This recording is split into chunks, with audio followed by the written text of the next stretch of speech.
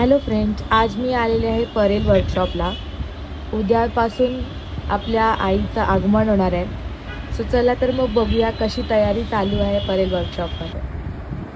माझा पार्टनर नेहमीप्रमाणे फोनवर बिझी आहे, तर आता मी जाते आणि बघते कशी तयारी सुरू आहे।